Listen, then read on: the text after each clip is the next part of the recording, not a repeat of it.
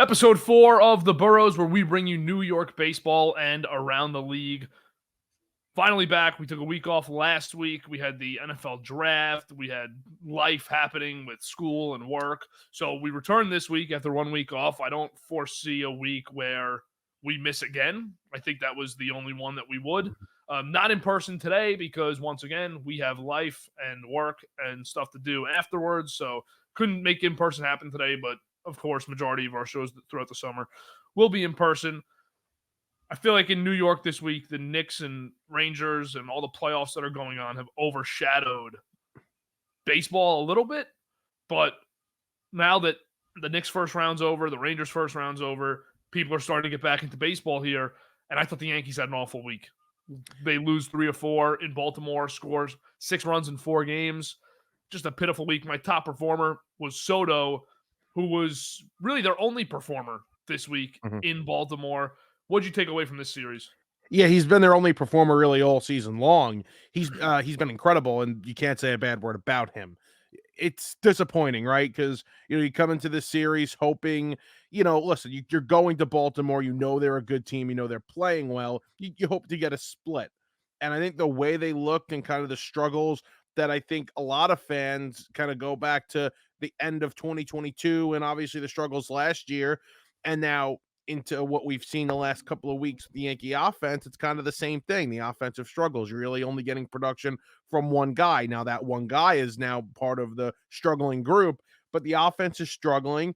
6 runs in 4 games. We just mentioned that before we started the recording. So there's obviously some issues here with this Yankee offense, and I think it all starts with 2 guys. There's 2 main culprits here. It's Gleyber Torres for a couple of reasons, and it's Aaron Judge. Now, do you think Aaron Judge is – because now we're at a point – it's May now. If he's not hitting, it's a little bit concerning. 3 weeks ago or 2 weeks ago when we did our last episode, we were still kind of saying Judge is a good guy to have struggling at this time of the year because he's going to get going. But now you start to really think about the fact that he was hurt in spring training and he missed most of it, and maybe he's not 100%. He might not be 100%, or maybe he didn't get the full spring training experience you need for an offensive player. But again, if we're into June and he's still hitting, under 200 and his OPS is only 730, then I'll be concerned. Yeah, it's not fun right now, especially when the rest of the team is not hitting other than Soto. So, there's more eyes on him right now, and you play a big series, which had a lot of attention this week, even with the hockey and the basketball. This series was the biggest series of the week for anybody. It was, the Orioles, who won the division last year, and they have all these young players and they're playing so well. And the Yankees, who trade for Soto and got off to this really hot start. This was a big series in Baltimore. The fans showed it. The players on both sides, I think, felt it, especially on the Orioles side. And it's disappointing. But with Judge, I'm not going to get concerned until maybe June. Yeah, right now, Judge, I thought he was getting back to being himself. The last game of that Milwaukee series had 3 hits, went deep, got his average up to 212. Now, after 4 games in Baltimore, back down to 197, had an awful series again. Talk about another player who they really need to get going is Carlos Rodon. Yeah. Had a good start 2 starts ago against the Athletics. That felt kind of like a nice at-home against a weak opponent, but not an awful opponent. I don't think the A's are horrible this year. They're not horrible right now. Yeah, they're going to give you a fight every night. You should win the game, but they're going to give you a tough one. And he had a great outing there, 7 innings pitched, no runs. And then he comes out against Baltimore yesterday and 4 innings pitched, 6 earned runs, 7 runs, 8 hits, and no walks even. So that actually freaks me out that he had no walks and gave up 6 runs over 4 innings, because a lot of times you can just say, all right, he can't be walking all these guys. Can't work the pitch count that high with all the walks, but he didn't walk anybody. So he's just getting hit around. It felt like a big start too, right? Because you want to split this series and you win the night before. You get this great start from Luis Heel. You somehow, in the game that you probably didn't think you were going to win, Luis Heel versus Corbin Burns, you win that game. And now you're like, all right, Rodon on the mound for the Thursday afternoon game. Let's split this series, even though the offense still hasn't woken up. Let's split this series and move on. Rodon gives you an absolute stinker in the game. I'm tired of the excuses, Kevin, that fans have made for Rodon. I think it's time now, even though he was banged up a little bit last year. I'm sure he wasn't fully healthy when he came back. He was probably still feeling some effects. But either way, I'm tired of the excuses. It's been a dud so far. His ERA is close to 4 right now. Another big start he has to make. He fails miserably. So there's definitely some concern here for me with Carlos Rodon moving forward. How can you trust the guy? No, it's really disappointing and discouraging, especially with Garrett Cole out. You think, all right, this is your time to step up here. You're healthy. You weren't healthy last year. Healthy now. Prove Yankees fans wrong. Give them somebody to love until Garrett Cole comes back, and then they'll be pumped about the 1-2 that they have going. And the only guy that's made any attempt to really do that is Stroman, who you still don't feel great about. So the Yankees starting pitching's in trouble. I thought this series was headed for the result it had when you lose that first game when Clark Schmidt pitched really well, gave up a Yeah. leadoff home run, and then went 5 2/3 of 1-run ball. Leaves in the sixth. They give up another run in the eighth, I believe, and they lose the game 2-0. So that was a bad omen right away after scoring 30 runs in the 2 days prior in Milwaukee. Come to Baltimore, don't score a run in the first game. They got shut out in 2 of the games. Overall, just ugly series for the Yankees and a really concerning one. Right now with the starters and I guess the confidence level you have, Schmidt's been really good this season so far. He's been really solid for them. Stroman's been pretty good. Luis Heel has been, and he surprised a lot. And that start on Wednesday night was really impressive, and he's been good and he stepped up. But the two guys you really needed to almost fill the void somehow of Garrett Cole, they haven't. Cortez has been, again, an ERA close to 4, and that start the other night is uninspiring. So there's definitely, I think, concerns with this staff. And you don't, I mean, what's the timeline on it? They're saying June at some point, right? For Cole. Yeah, but realistically, you can't count on him until after the All-Star break. Right. You don't want to rush him back either. That's definitely something you don't want to do with, elbow issues. So the staff has just been uninspiring so far, other than a couple of guys you really didn't expect it from. And the innings, they got a huge innings problem here. Mhm. I mean, the people can rip on the bullpen, and I don't know how good the bullpen is, but you can rip on the bullpen. They come into the game in the 5th inning every night with men on base. So it's really concerning, man. I mean, Garrett Cole's the only guy that can eat innings. Carlos Rodon was supposed to be an innings eater when they acquired him. He doesn't eat any innings. He pitches around guys. He walks guys all day. He gets hit around, singles all game when Rodon's pitching, long innings. 30 pitch innings. Marcus Stroman, his last start, he walked a lot of guys. It wasn't a bad start, but he walked a lot of guys. He works a lot of 3-0 counts. Nestor Cortez is the same thing. So the bullpen's coming in. The bullpen has to pitch more innings than the starter every night. And I know that's becoming more of a reality in Major League Baseball, where bullpens are going 4 or 5 innings a night, maybe even 6 innings sometimes. And then you have the opener games that I think teams are moving away from a little bit, but still, you have those happening over the last few years. This bullpen is going to be so taxed by the time Cole could even come back that he's not going to be able to ease into 4 inning starts, 5 inning starts. I think it's going to be urgent when he comes back to be the Cy Young pitcher that he is and was last year. And that's a huge problem for the Yankees. They have to get some guys that can eat some innings. That's why I wanted them. We talked about it in the preseason show that we did, the spring training show that we did. I wanted them to sign Michael Lorenzen, who, all right, we can sit here and say Michael Lorenzen, not a great pitcher. Why would you want it so much? Why would you want to sign Lorenzen? But he could have given you a 6th man in the rotation, or you could have bounced one of these guys like Cortez out of the rotation into the pen to give you some longer innings in the pen. So I really hate the way this starting staff's constructed without Garrett Cole. Yeah, and you're going to burn out that bullpen. And when you've dealt with some injuries, and you lost Loizaga for the year, a key guy in this pen, when you've dealt with some injuries, now you're just, putting more stress on that pen and more stress on guys that probably don't belong. So that's a huge problem. The Mets were having the same issues. Now they got some length this past week out of some of their starters, and their bullpen's been the best in baseball thus far. But you worry about the fact that look at Clay Holmes. Clay Holmes hasn't allowed an earned run yet. He's been fantastic, and yet we're still sitting here, concerned about a bullpen. So I think that's when you have an issue, when you have one of the best closers in the game pitching at the top of his game, can't pitch any better than he has. We're still concerned about the bullpen. That's a problem. You ever watch these Clay Holmes saves? You I ever get to do. witness them? I This do. guy really, Cardiac Clay is the nickname for this guy. Hasn't given up a run yet, but you're lucky if he doesn't load the bases with no outs when he goes out there. But he's nasty, man. But then he's nasty. I mean, he gets the job done, so you can't blame him. But this guy is frightening. He reminds me of Craig Kimbrell with the Red Sox, because Kimbrell with the Red Sox was a 40-save guy, but he let guys on every inning. There was always a man on second when he pitched. When he came in for the ninth to start the ninth, there always a man on second, but he'd finish the ninth. So it was just, it's just these guys are cardiac. His whip is a little high for a guy that doesn't have an earned run. It is. His expected ERA is high as well. What's over the his last 2 expected years. ERA? I don't know what it is this year, to be quite honest. But his whip is what? Here he is. It's 0.93. 0.93. Forgot no runs allowed. Yeah. It's impressive, though. One walk's a big number. That's a huge number for him. One walk in 15 outings. Yeah. That tells a lot when you have no earned runs. But 13 hits in 15 outings. I'd like to see Clay make it more comfortable, but as long as he keeps getting the job done. He gets the job done, nobody cares. And then you also deal with the stress. Go back to the starting pitching innings thing. Stroman, Heel, Schmidt have all made 6 starts. All of them have 31 innings pitched. That's just under 5 1/3, just over 5 innings per start.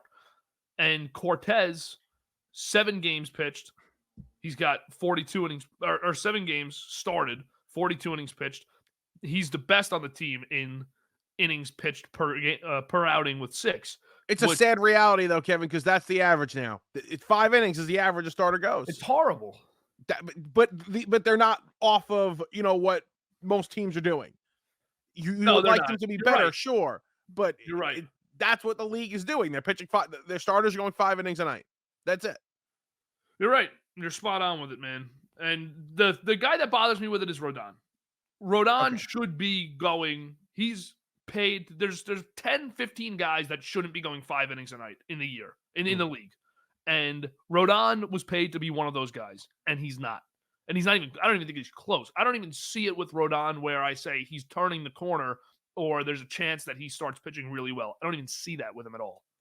No, that you have to be concerned with what he's given you thus far, and last year is kind of where you start being concerned, and then obviously what he's done this year. And look at his history. It's not like this guy has the greatest track record in the world. He had a couple of seasons where, and we talked about it, he was a top 5, top 10 pitcher in baseball. There's no doubt about it, but it wasn't for a long time. It was for a year or two. So there's not this really long track record of Carlos Rodon being an elite pitcher.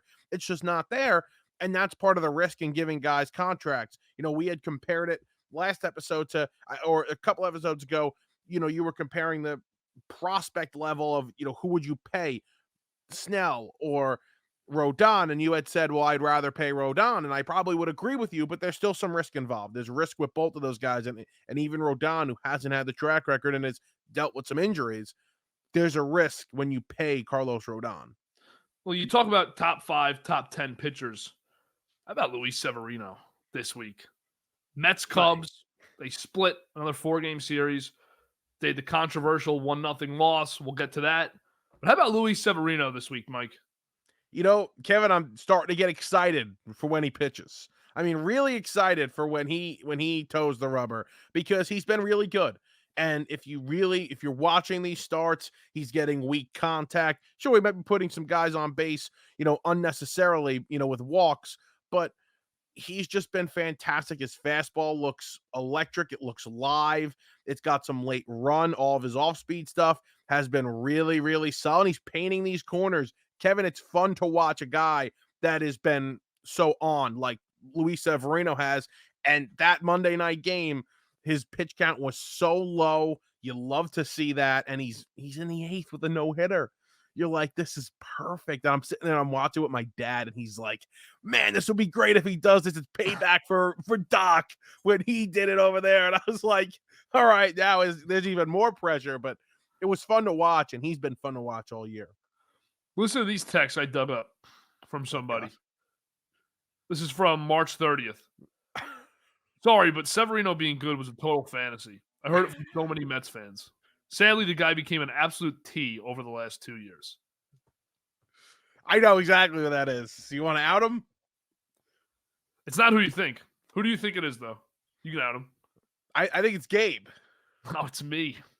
That's you? That's me after Severino's first start. The first start was really bad. Like, I think he got through 5 innings and he gave a bunch of runs, but every out was to the warning track and it was hit hard. Like, everything was a line drive. It was terrible. And after that, he's been perfect. I mean, perfect. Perfect. It's awesome seeing Severino pitch well because I felt the same way about him as I did DeGrom, but DeGrom at least had a couple healthy seasons when he was young where he was able to become a superstar. Severino seemed to never catch a break with his injuries. And when he pitched the first 3, 4, 5 years, maybe even I have to look at the actual years and stats, but it felt like the first 3, 4, 5 years, and 2 of those, we'll go 5 years, 2 or 3 of those, he missed almost the entire season. It felt like when he pitched, though, he was the second or third best pitcher in the American League, and at times the best. His first full season, it felt like the Yankees had the next great American League ace, and he pitched with a great fire and passion. The Bronx, every time Severino was out there in a big game and he pitched well, the place would go nuts, and he would go nuts after every out. He was pumped, electric, and his stuff was so great. So to see Severino, also a guy who, to my knowledge, to our knowledge, the fans, has never had a negative, Mhm. scandal or infraction with the team or the league or his Just hear good teammates. things. You just hear good things about him from his coaches. I mean, I think Mendoza bringing him over speaks volumes, right? Mendoza saying this guy had the worst year of his career last year. He was one of the worst pitchers in the entire league, but I want him on my baseball team this year. I think says a lot about the relationship he probably had with the people in the Yankees clubhouse and with obviously Mendoza. And then Stearns trusts them, and Severino's been awesome for them. And I hope he keeps it up and can earn a nice 3-4 year deal here because he hasn't gotten paid really yet based on his talent level. He got a 4 for 40 with the Yankees, but that was in a void arbitration deal while they had him under service. And Severino, it's awesome to see, man. It's really nice to see. He is pitching with that fire. Now he's not feeding off the crowd because the Mets are 19th attendance and they can't even, not even Dollar Dog Night can get fans into the building as you'd like to see right now. And that's a discussion for another day. But he is pitching with that confidence. He's pitching with that fire. And I think you mentioned perfectly the relationship with Mendoza. I love Carlos Mendoza. I don't want to get, the last couple of coaches on each of my sports teams that I root for, I've gotten like way too excited for them. So I'm going to pump the brakes, but I really do like the first month from Carlos Mendoza. I mean, a lot. And I know he's going to piss me off at some point. That's what managers do, but I do like Mendoza, and that relationship I think is perfect. They're letting him be himself. They fixed his issues, I think, in terms of the tipping the pitches and whatnot. And listen, I think right now, for Met fans, just hope he stays healthy and continues to pitch like this. Because, like you mentioned, that's one thing you forget. We're worried about him actually performing well, but you also have to worry about the fact that he's been banged up a lot in his career. So you also have to keep him healthy. And they're going to a 6-man. I know we're we're about to talk about Christian Scott, their top pitching prospects coming up. And I think, this is for a lot of the starters, but I think more so for Severino, who hasn't pitched many innings the last couple of years.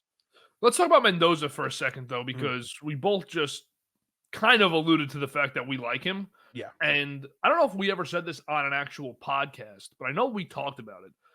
When David Stearns, this is what I think happened with Craig Counsell. I think David Stearns said, I like Craig Counsell. The money he's getting offered and the money he wants is not worth it because I really liked what we had from Carlos Mendoza in his interview. Mhm. And I don't think going through the trouble of getting counsel, a guy that worked with counsel for years, if he thought that Craig Counsell contributed that much to winning, I guarantee you he'd be behind the Mets bench. Guarantee it. And Steve Cohen isn't going to bring David Stearns in, who was a really big get. Getting David Stearns was a big get for the Mets. And the first real professional executive that Steve Cohen has been able to get. I mean, Sandy Alderson was there, but Sandy was at the end of his. Yeah. That was grasping at straws by the time Sandy was with the Mets. And I think that the fact that Stearns said, you know what, I want to go with Mendoza. I don't think Mendoza picked the Cubs over the Mets. I don't think he wanted to stay out in the Midwest. I don't believe that. I think that Mendoza or that Mendoza interviewed really well, is very highly thought of. And Stearns said, you know what? I've seen what Craig Counsell can do. I want to see what Carlos Mendoza can do because I'm really high on this guy.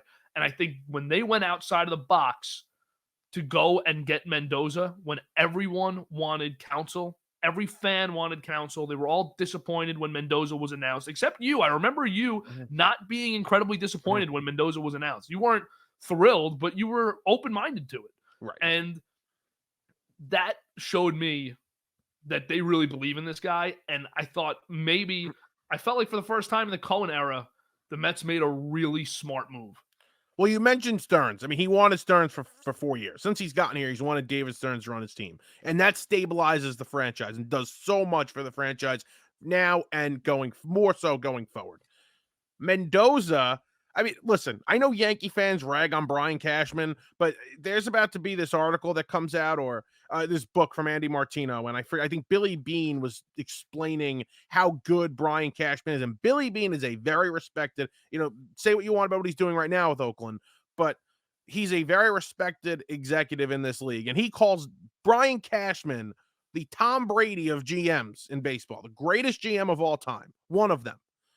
If somebody like that saying that about Cashman, I don't just I view that as a big time compliment. And when Cashman says, I can't believe it's taken somebody this long to hire Mendoza, I also say, okay, this guy must be legit. And the same thing with Boone. I view Boone as a really solid manager compared to other Yankee fans do. I like Boone, and I would hire Boone in a second if he became available if my team didn't have a manager. And he says the same thing, just glowing reviews about Mendoza. So there's a reason why people are saying these things about Mendoza. And he shows, you know what, Kevin? We're so used to these managers, the last two with the Mets, showing no emotion. They don't get fired up or too low about anything. And like Mendoza just shows emotion. And that is so much different than what we've seen the last couple of years. And I just love it. I mean, yesterday they make a play. They throw out Marte throws a runner out at home. He's fired up. He's giving Narvaez and Marte big high fives. He's going, let's go, let's go. Like, that is big time for players, I think, to see in their manager. So Mendoza, this is what I think about him too. I'll add to what you're saying. Mendoza, he's only 44 years old. So at some point, he was on a path to become a manager. You become Yankees assistant coach, you're on a path to become a manager. But Mendoza has the feel of a guy who maybe, I don't know his background, I don't know his upbringing, I have no idea about it. But he has the feeling of a guy who maybe never thought he was going to get here and really worked his ass off to get to this point. And he's not wasting a second of it. And he's enjoying every moment of it because he knows if you fail in New York, you're probably never, if you fail with this Mets team and you're gone in the next year or two, you're probably never going to manage a team again. I think it's possible Luis Rojas never manages a baseball team again in the major leagues. So Mendoza is really seeming to just enjoy this ride with the Mets, and he seems very grateful to have been given the chance to work with this team. Also a team who, similar to him when he was hired, feels like an underdog, feels like they're written off. A lot of veterans. Look at the pitching staff. The pitching, this is a team that you can look at, maybe say the second week of October, say they just won the wild card round. They upset a team on the road in the wild card round. And you say, you know what? They got 3 or 4 pitchers who have done it at a high level before. They'll have Senga back. Those guys all had a chip on their shoulder besides Senga. They all had a chip on their shoulder this year. Mendoza was nobody's first option except David Stearns. He had a chip on his shoulder this year. Alonso had a contract year. Chip on his shoulder. Lindor getting booed. Chip on his shoulder. McNeil can't hit anymore, and he might not be able to. But chip on his shoulder. And then they have this young group of guys, Beatty, Alvarez, who, God willing, will be back, and all these young players that you say they were trying to earn a spot in the leagues. They're trying to make a name for themselves. So the Mets kind of have a mix of narratives and storylines and backgrounds that works with Mendoza. Yeah, and please speak that into existence. I would absolutely love that. And Trying yeah, to pump up this team, man. Let's and, go. 16-15 after starting 0-5. 16-11 since the 0-5 start. and you know what? Fans are so negative and fans are so worried. Listen, the homestand wasn't great. They didn't score many runs. And that win on Thursday afternoon was like a big confidence boost. They finally scored some runs. They came from behind 3 times in the game. You know, it was a big, big win. And yet there's still fans negative on this team. And I'm sitting here like, they're 16-11 since 0-5 when we were all counted them out. Like, there's something here. There's definitely something here. And the third wild card is not going to be anything special. It's not going to be a team winning 86 games. It's to be a team winning 84 games. And with the pitching that they have coming, Kevin, not everybody's going to be healthy. Okay. Nope, they're all not going to be healthy at the same time. But if they were all healthy, they are 10 deep. 10 deep at starting rotation, guys, that you feel good about pitching every 5th day. No, you feel great about it. And how about, the bullpen too has been Unbelievable. Very, very. That's the baseball. I don't even know what the word is. I was going to say surprising, but it's just been exceptional. It's been Reed Garrett is maybe the best bullpen pitcher in baseball. He is. How nice is it as a Mets fan? And I'm asking you this. I'm not saying it. I'm asking you, how nice is it to have a bullpen that's really good? Because when's the last time, was it Familia back in 15, that pen where you said, we're up in the 7th, we're going to win this game? It kind of feels that way right now. It was 15 with the moves they made that year, and they were good that year. Even 16 a little bit, you felt good. But Kevin, like, this is what Stearns does. And he brought in all these guys, like 1-year contracts, guys that you never heard of. And I remember sitting here saying, they're either going to be a really good bullpen or they're going to be bad. There's going to be they're not going to be a middle of the pack bullpen. It's either going to be a top 5 or it's going to be a bottom 10. And they're top 5. They're top 1 right now. They're the best bullpen in baseball. Adam Ottavino hasn't allowed a hit in 34 batters faced. Are you kidding me? Great. He looks like he's back to where he was the first year with the Yankees, the last year with the Rockies.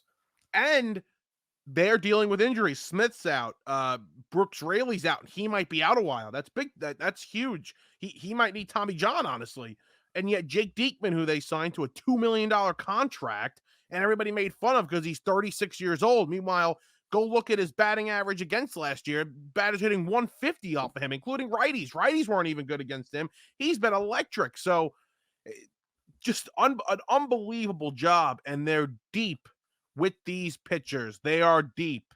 That was the thing coming into the offseason. They had a lot of these guys.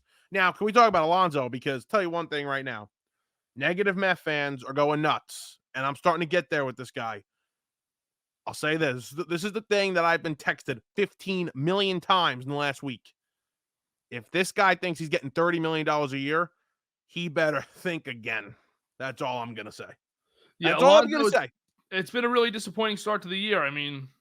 I know somebody, the same person that sent those texts about Severino actually predicted that Alonso would be the NL MVP, and it looks horrible right now.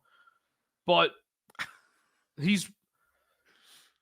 feel like he's going to get going. I don't know. Maybe it's because I'm not a Mets fan, right? Maybe it's just easy for me to say that. Maybe it's easy for Mets fans to just say, well, Judge is going to get going at some point. It might be the same kind of feeling. Yeah. But I feel like Alonso's going to get going, and I think he might be pressing a little bit out of the first 5-6 weeks of the season where he's trying to really show up and really get big money.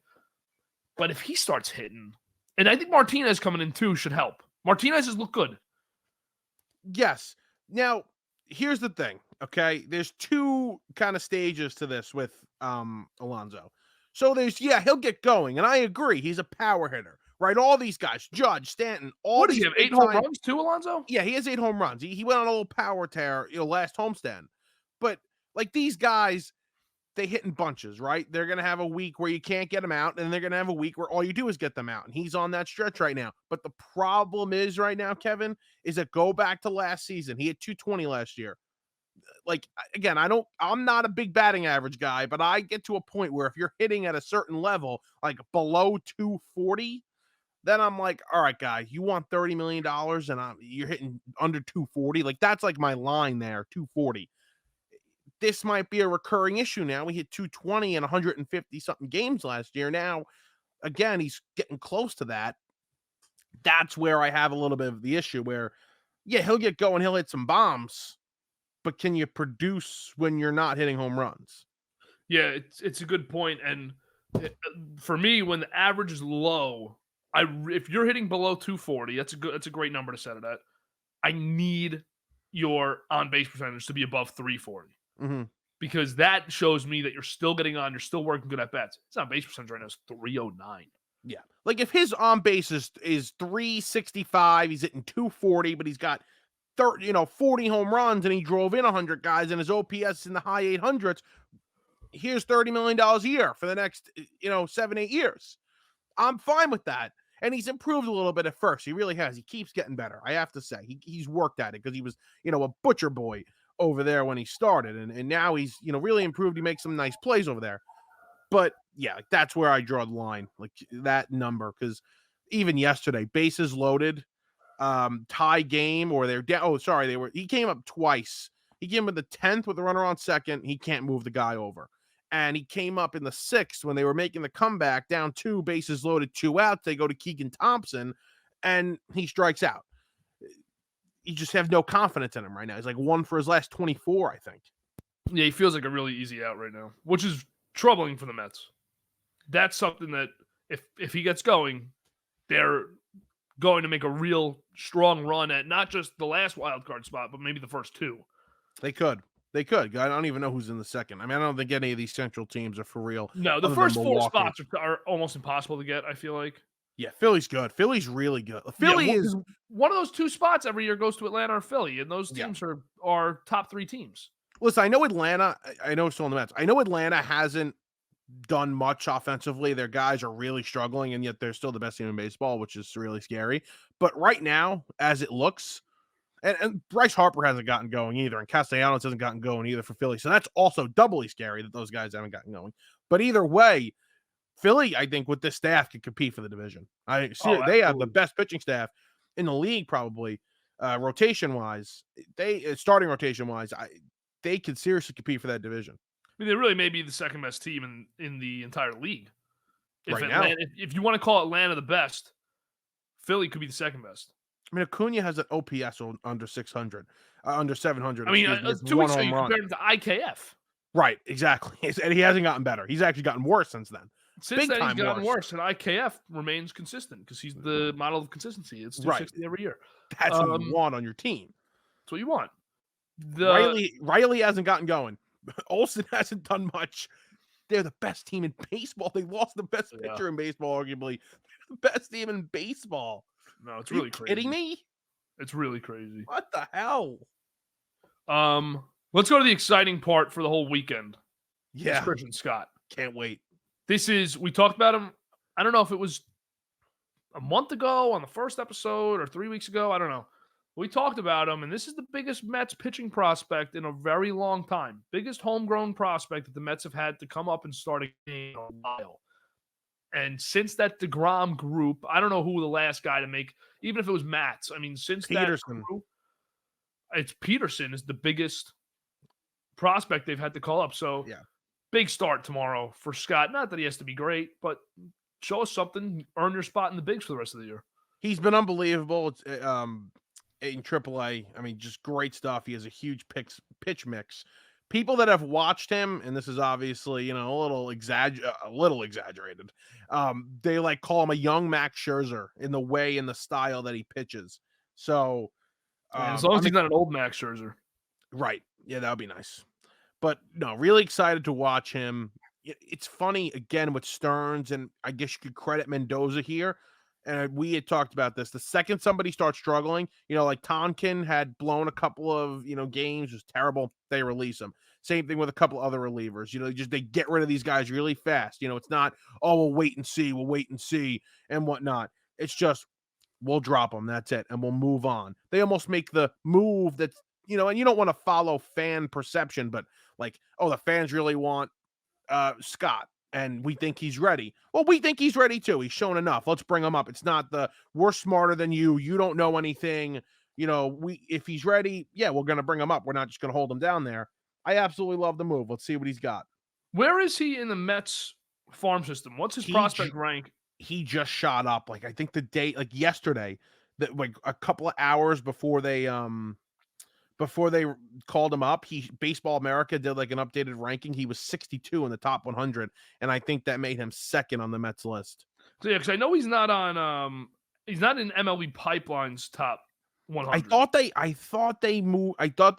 updated it. He was like 98 or something like that on MLB's. Well, there's a bunch of different rankings, but MLB Pipeline doesn't have him in the top 100. They haven't updated it in a few days. So yeah, I'm interested to see here. Let's see this one. I'm trying to see if he's in anyone's top 100. I'm trying to find one. But regardless, I mean, if you're not a top 100 prospect, doesn't mean you're not a big prospect. Doesn't mean you're not a great prospect. But I'm pumped for this game tomorrow. I'm going to be glued to the TV watching the Mets game tomorrow. Because Fox too, big time, prime time. That's big national game for his first. Don't choke under the lights, man. Yeah, it's tough. By the way, Tampa Bay Rays fact here. My friend told me this last night. I didn't know this. Got to credit him. This is the first time since 2018 they're 4 games or more under 500. Wow, that's a big stat. Yeah, imagine that. They're just competitive every year, man. That must be fun, but they're not hitting right now. So yeah, I wish for Scott that this was a home game. Yeah, it's all right. It'll be nice to get the first start against a weaker offense at home because Tropicana is a real terrible place to play. It is. But good for him, man. This is going to be a fun one tomorrow. I can't wait. And hopefully they can take 2 out of 3 here. Let's go. Anything else on the Mets here, or you want to? No, we're good here. Let's go around the league. Trout's tough, man. That's tough. What's tough? Trout. Yeah, Trout. I mean, this stinks. So what the hell happened? Like, did he go down with anything? Like, did he leave a game? Did he miss a game? Do you have any idea? They never said anything. I never saw him get hurt. Like, I'm about to get ready to eat Dollar Dog Night, 7 hot dogs, and all of a sudden, right before I open the first hot dog up, I see this, and I was like, damn, this is tough. This is not good. Let's see. How did Mike Trout tear a meniscus? I type in Trout. I get Trout. Yeah, he got injured in Monday's 6-5 win over the Phillies, but he didn't leave the game. It's brutal, man. It's absolutely brutal. And he might not come back now the rest of the year. Yeah, not expected to miss entire season, but he could. I mean, he's having a great start to the year, too. Part of this whining for me is that he's on my fantasy team, but it's like still, like, come on. What has he got, 10 home runs, right? He leads the league? Yeah. Now, let me ask you this, okay? Because even before this season started, right, like, I was on board with getting him out of there. Like, I want him out. Now, this injury here, like, even though it might not have any effect long-term on him, it almost feels like there's no way we could trade for this guy. With the, the remaining money on this contract, I think it's 7 years, 248, or 6 years, and then whatever it is after that subtracted. It just feels like an immovable contract with the amount of games he's played. No, you can't move for him because the only justifiable way that how old is he? 32? Maybe even older? I don't know. Let's see. I thought you had the answer right in front of you. No, I don't. Let's see. Mike Trout. He's 32. Good job. Let's go. He's 32. He'll be 33 really soon. That's big knowledge. Yeah, and how many years do you have left on that deal? 7, 8? 6 or 7. I'll go on Sport Track right now. I thought I saw 7 years, 248, but I don't know if that's including this year or it's next year too. It's till 2030. Okay, so it's 6 years after that. Next 20, year. 20, 25, 26, 27, 28, 29, 30. Yeah, 6 years.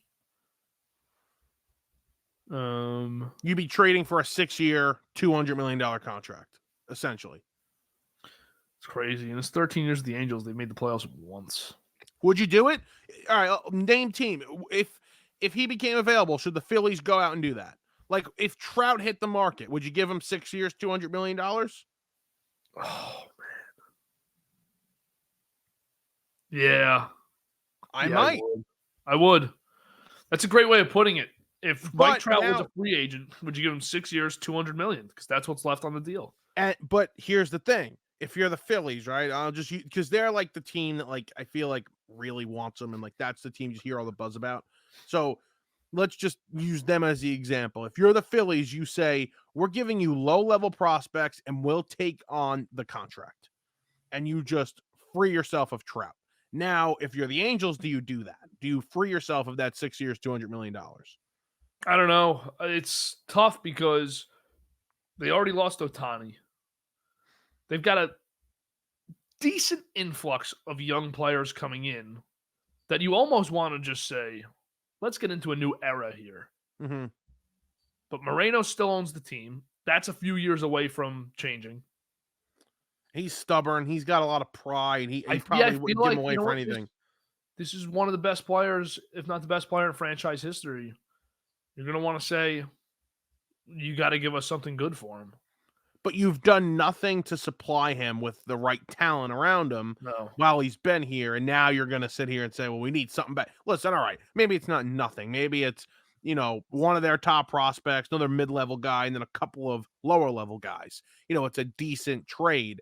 And maybe the Angels eat 30, 40 million for that player. But that's the only way I think it gets done. All right, so you're saying we're using the Phillies as an example? Let's use the Phillies. Let's say the Phillies want Trout. And let's say Trout, by the second to last week of August, he's about to come back. And you know that at the deadline. You know that he's going to be back in 4 weeks from the deadline, and you're going to have Trout for a playoff push. You call up the Angels, and they say, we'll take your worst prospect, but you got to take Rendon too. No. You can't do it, right? No. I think that's a way that the Angels would try to make it happen where a team doesn't have to give up anything good. Right. I can't do that. You got to take Rendon too, and you got to take 80% of his contract, which is that like 33 a year. That trade's probably impossible to facilitate in the middle of the year too. Yes, you're right. That's an off-season trade. Even Trout, I had this argument with JM. I think he says the trade is impossible to do during the season, which is probably right about. You probably can't trade Trout during the season with the financials involved and the overall toughness of moving him.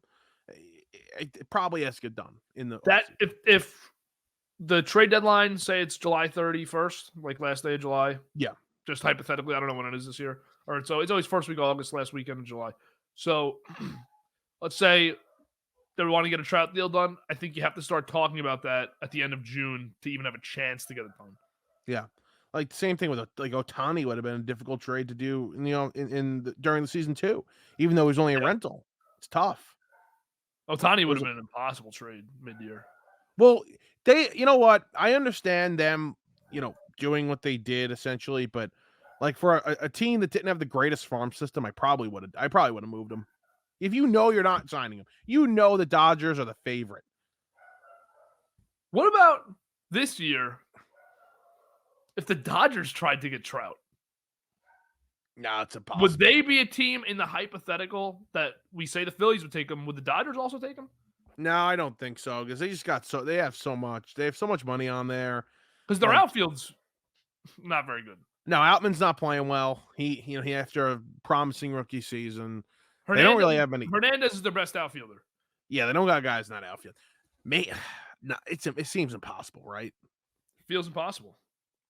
But it's the Dodgers. Did it feel possible for the Dodgers to get Ohtani, Yamamoto, Freeman, Betts? But here's the question. Now, Freeman's on a kind of, you would say, a team-friendly deal. He's not being paid what he's worth, right? No, Freeman is getting, that's way less than I thought he'd get. And Smith just signed a team-friendly deal, and, Betts is getting paid what he's getting paid. And Yamamoto and Ohtani are getting paid what they're getting paid, whatever. Could they swing a deal where they're like, it makes it a 6-year 180? Angels eat $20 million? No, you can swing that. The Angels would have to take some of it, and they'd have to get a decent prospect back if they're doing that. Would the Angels even trade him to the Dodgers? That's the question you got to ask. You hear my dogs right now? Yeah, I do. They're going nuts. It's like a dog fight going on. Like between your dogs or between other dogs? FedEx guy is just at the door, or like Amazon, whoever. Let's see. Amazon. You don't have the Ring app. You can't see. No, I do. I have cameras. Oh. I'm looking right now. Yeah, it's Amazon guy. Ring is elite. The barking stops because he's gone. Barking stops. They hate the Amazon guy. Would the Dodgers even have the chance to trade for him? No, not this year, no. And yeah, could LA? Could you? That's one way. That's like number one way in the ways to lose your entire fan base is trade your two best players in franchise history. I know they didn't trade Ohtani, but let both of them go to the rival in the same city. That's just way better. Yeah. Like imagine the Mets. Imagine we're sitting here today and DeGrom was their ace and Pete Alonso was their first baseman. Right. And they were both playing really well. Yeah. It's possible. That's just and the Mets sucked. Imagine. And then they win the World Series. Yeah, exactly. So it's can't really do that. But the Angels might be the worst organization in the league. They're one of them. Them and the A's. Bottom of that division, man. Because the A's, at least Oakland doesn't spend money and doesn't have any good players. But the Angels have had the best player in the sport for 13 years. Granted, about 5 or 6 of them, he hasn't played much. But they made the playoff one time. And also, they had the success. The A's had that success. They had really good players. They were in the playoffs. They did have some success. It's tough with Trout. I would say, and Ken Rosenthal wrote an article in The Athletic a couple days ago, and he said, it's almost impossible. It's almost impossible for him to be moved. It is. At this point. But it's fun to talk about. It is fun. We'll talk about it for the next 6 years, too. Yeah, maybe if he has a healthy 2025, maybe he's moved. That'll retire an Angel. Is he a Hall of Famer yet? Yeah, right? Yeah. Retires today. Because of the national love that he gets, too, I think. What's his career stats? I got him up right here. Yeah, he's probably a Hall of Famer. He's got 378 career home runs. His WAR is in the 80s. He's got a 991 career OPS. He's hitting 299 career. Yeah, I would vote him in. Yeah, 3-time MVP, 11-time All-Star, 9-time Silver Slugger. They should just put it there already. Rookie of the Year. In there. Yeah, he's got it. He's a lock. No gold glove. If he retired today, he'd be in. Yeah, he's first ballot if he retired today. Yeah, 100%. Because how many times is a 3-time MVP, 11-time All-Star, Rookie of the Year, 300 career average, 300-plus home runs, not get in right away? He's finished second in MVP voting twice. Yeah, he's a lock. Because Mike Trout really was. The Angels not making the postseason and him being a West Coast player has really killed the greatness of Trout. 2012 to 2016, he finished top 2 in MVP every year and he won it twice.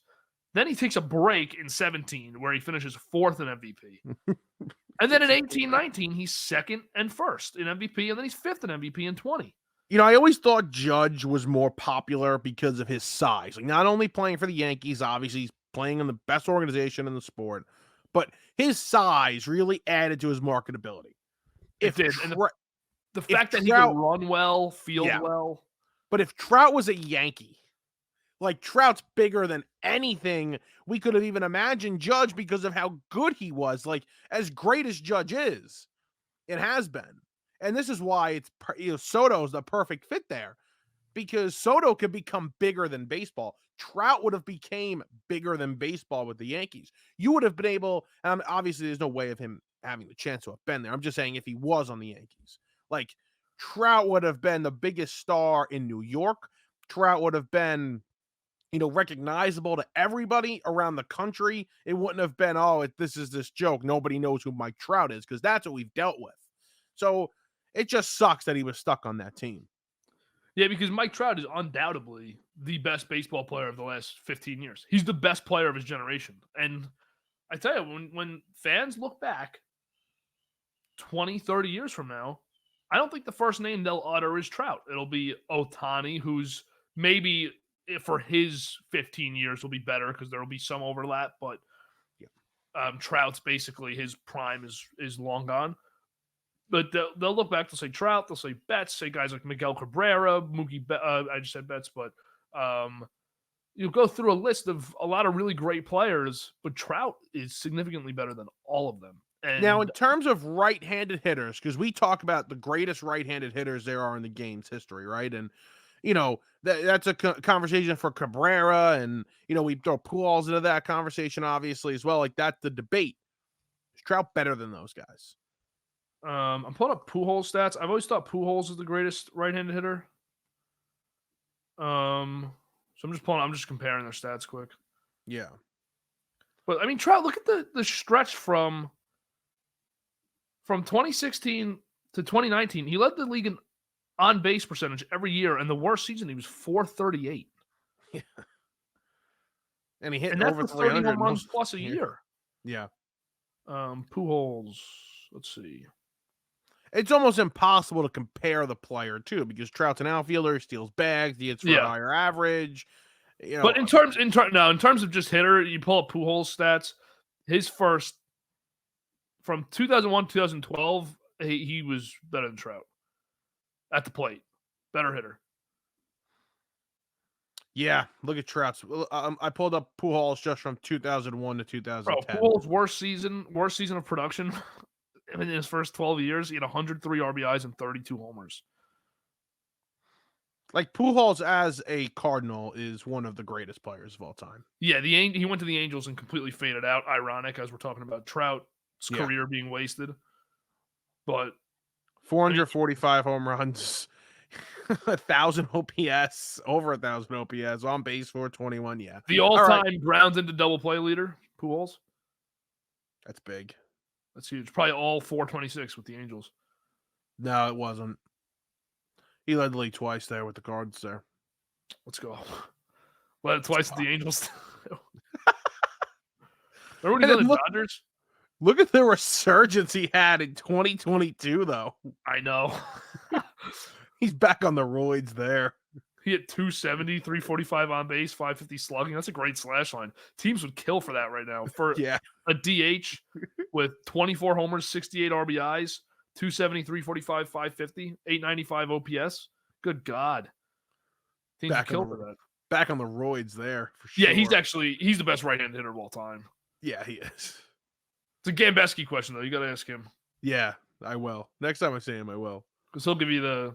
And there weren't too many great righties before the dead ball era ended, so 1965-ish. There weren't too many great righties because Gehrig, Ruth, Williams, all left-handed hitters. Right. So it was a lefties league before then. That's good stuff. You got anything else you want to cover today? Not really, just the Astros. They won, I think, a series here against the Guardians, who were the best team in the AL for a little bit record-wise, and still are tied, at least, with the I think the Astros... Who was I talking to? I was talking to somebody about this the other day. I think the Astros and Rangers both are going... I know Seattle's leading that division right now, but there's going to be a way that the Astros make their way to the 6th seed in the playoffs. And what are they, 9 games under 500, 10 games under 500? Yeah, and they're 6 out. I don't even think they're going to be a wild card team. I think they're probably going to win the division. They've had 4 or 5 starters out at a time. Okay, they've had some legitimate injuries to this pitching staff. That's why I think Texas is going to end up winning the division, because they have the same deal. Yes, but they started out with guys on. Yeah, and they rake, too. Texas rakes. I know. I think Houston's going to end up winning it.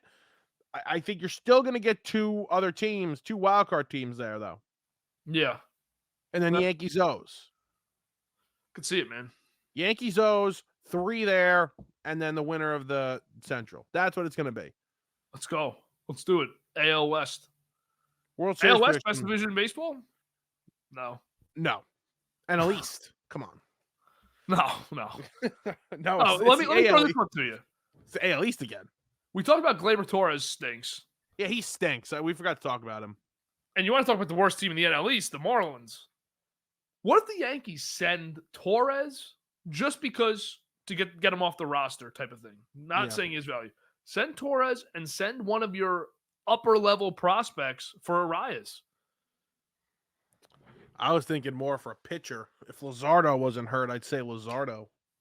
I think the Yankees' biggest problem is their lineup, though. Yeah, I mean Torres stinks, and he's a not. Just, I want to go back to that for a second. He's terrible at second base. He made an error when he throw it off the guy's He's helmet awful. the other He can't night. field. Can't field.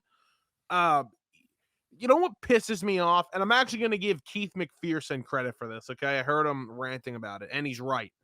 All they've done is cater for Gleyber Torres. We talked about this. We talked about this a couple weeks ago. And Volpe's now struggling. Like, Volpe's numbers have dropped significantly. And I blame that on Gleyber Torres. That's why I think Arias is a great solution, because you just get rid of this headache. You end this era of trying to cater to Torres. You can move Volpe back to the middle of the lineup. You can move Judge back to second in the lineup. And you have a true leadoff hitter. And your top three is Arias, Judge, Soto, and then make it however you want after that. But that would be a perfect fit in the lineup that I think is a realistic move because of how bad Miami is. Yeah, I mean, it could. I don't know if that's enough. What's the so it's Gleyber and who? Well, it'll be Gleyber and any group of prospects that has good value, but you wouldn't include a guy like Spencer Jones. All right. But I just have to look at how long Arias has on that contract, how much he has on that contract. Yeah. But if it's a couple of years, then yeah, I'd probably do it because you're killing two birds in one stone. Yeah. Terrible though. Gleyber's terrible. Gleyber sucks. Hey, he's a free agent in 26. Still ARB for a couple of years here. Yeah. Oh wow. I would probably do that. I would do that for the Yankees. I don't know if the Marlins would do that though. Depends on the prospect. Yeah, it's true. And if they get a couple back, I mean, what are they going to do with Arias? Really, they're not going to do anything with him. No, he's just rotting there. They're not going to re-sign him. Yeah, good trade piece here. Fine, they got to pinpoint a prospect in an organization that they really like, but he's not like you got to find a guy that's not a team's top prospect, but second or third, and you really like them, and then find a couple no-name prospects that you think you can get something out of, maybe relief pitchers, get some righties, get some lefties, and see if you can turn them into something. But I think that would be worth it for both squads. How about the Marlins, man? They fire Kim Ng. They bring in Peter Bendix, who's this, analytical nerd from Tampa who was a sought-after executive. And I had wanted him a couple of years ago to be the GM of the Mets when they were looking for one. But they hire him to be president, and they're just terrible right now. And like all the work that Kim Ng had done essentially is like gone. They're in the playoffs last year, and they let a couple of those guys walk because, analytics and whatnot. It's bad stuff over there. Bad. Well, I thought Jeter and Kim Ng did a way better job than people give them credit for. And I think their ownership group is awful. Yeah, it's terrible. And I thought that Marlins fans, they got rid of Jeter and they were all pumped. And this isn't just me, Yankees fan, defending Jeter. Did he build a dynasty there? Absolutely not. Far from. But they were competitive. They had some good players. They were a competitive team. And I thought he made the right moves getting rid of the Stanton contract right now. That's a great move. And I always thought it was going to age this way. Yeah. But I also thought the Yankees would have won a title before it got to this point. Yeah, but then you can argue, well, was the Yelich move the right move? And was Yelich offloading Ozuna? Yelich was a concerning one when they got rid of him. I remember wanting him over Stanton because I knew the Yankees were involved with the Marlins and the trade talks. And I remember saying I'd rather have Yelich, but Yelich probably the wrong move. Ozuna has had a nice career after. I don't think anyone saw it going there. Problem is they didn't really develop anybody into a trade piece. I mean, into a valuable player. Any of those trade pieces into valuable players. Right. Yeah. No, that was really when they traded Yelich, like that was just like he's 25 years old. He had just had a really nice season, a couple of really nice seasons there. There was no reason to get rid of him. And I also really thought that Jose Fernandez dying at 24 years old completely stunted the entire growth of the organization because that guy was an ace. Yeah, he's a franchise player. Yeah, franchise $300 million ace. And dies at 24, and then it's over. Can't really recover from. No, you can't really recover from that. And No, he can't either. no, but it's like look at the rotation they were building. It was good.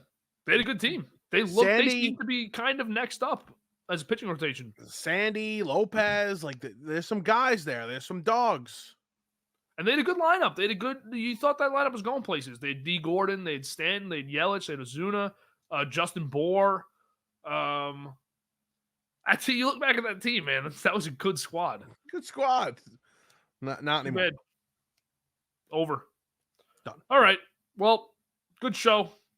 Good Boroughs, episode 4. Baseball's forgotten about. Hopefully, got to get baseball back here in the first week of May. You had the draft, you had the playoffs in NBA, NHL, and people are starting to throw baseball to the back burner for the last week or two, but we're trying to bring it back here, put it back in the forefront. But we're entering that time. May is my favorite month of the year for baseball. We're entering that time where it's full throttle is coming up. Red Sox pun. Full throttle. Also, their pitching staff. I don't even know what to say. I don't know what to say about the Red Sox pitching. Still won't last. They are the greatest pitching staff in MLB history. Tanner Houck might be really good, but they're not going to last. Might be really good. Might be. All right. Good show. Catch you next week. Follow Hardline, follow BTO, follow Playbook. Playbook's got some new stuff cooking, so go check out what Gabe's got going on over there. Hardline always cooking. BTO always cooking. So check it all out. Thanks for watching. We'll see you next time.